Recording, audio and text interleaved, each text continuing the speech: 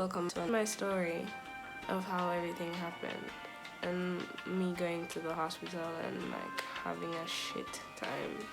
In 2016 is when everything happened. So I was in university at the time. I was in Canada because that's where I was going to school. I mean, I'm in university now, but like I was at a different university in Canada.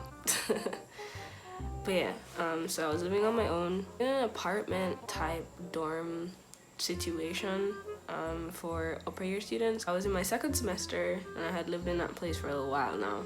I lived in there for like maybe 4 or 5 months at the time, and so it was cool. One night I was studying the night before my last exam, and all of a sudden I just started to not feel well, and I was just like, what the hell? I had to like lie down, but I had to study because I had my last exam and I really wanted to do well because, you know, just like life, like doing well is nice. My heart started to race and then I couldn't breathe and I didn't know what to do. I was just all alone. My family is not there. I literally had no one. It was me alone in this apartment and I didn't know what to do. And I called 911 and then I was downstairs waiting on them and I was literally shaking. I was just shaking. The ambulance came and checked me out and they were like, yo, your heart rate is a bit high, we're gonna take you in. So we went back to the hospital, which wasn't that far away. It was probably like a 5-minute drive, if so much, to the hospital. I was in the emergency room, in the bed, like just in a hallway because there's so many other people there, and in Canada, especially if you're not dying, they're not gonna see you, and that's just how it is because healthcare is free and you can't buy your way in. That's just not how it is. Well, if you're Canadian. And yes, I am Canadian.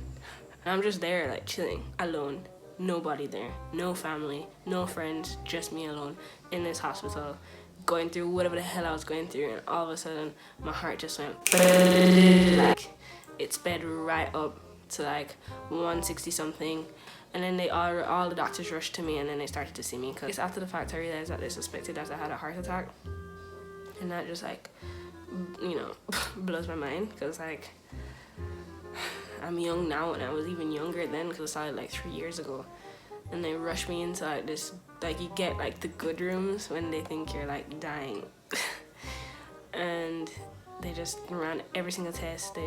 They were just flooding me and I was just like, oh my god, like I just didn't know what to do. Like my heart was literally just like, it like hurt, and I'm still there.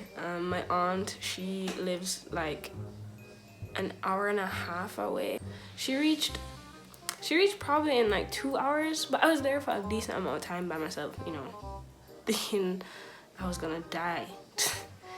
Then eventually they moved me into a proper private room, which was nice. It had a bathroom and nice. It had a bathroom and stuff, and like my heart rate would just go up and then go down and go up and go down. And literally every time my heart rate would go up, I'd be like, nurse, because I'd have to like ease up out of the bed I was in. I'd be like, hey, to call her, and this whole time I'm shaking and they're like wanting to put heat blankets on me. I couldn't sleep, I couldn't anything.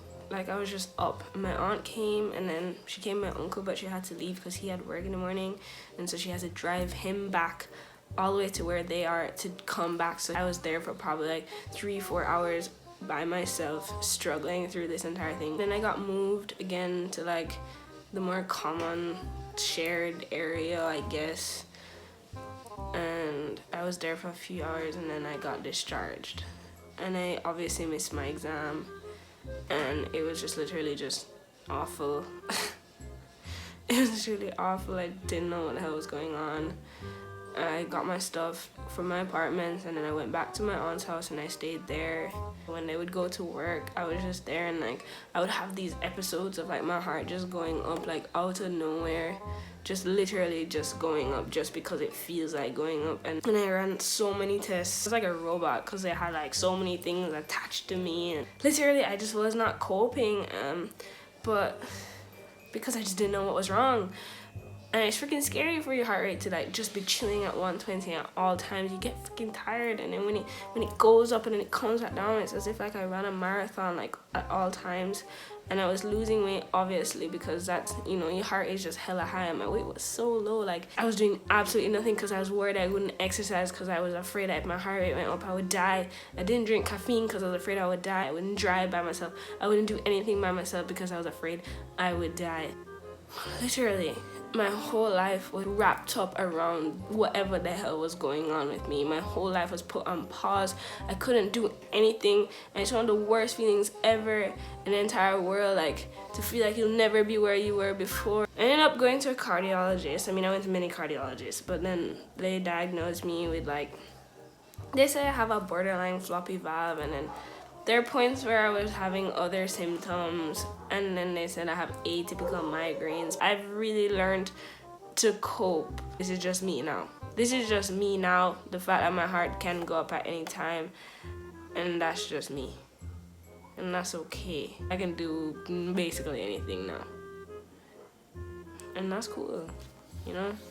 If you asked me that as a child, if I could get through that, I'd be like, no. If you asked me that before that happened in 2016, if I could go through that, I'd be like, hell no. Even now, I'd be like, hell no. I can't go through it again. Because no.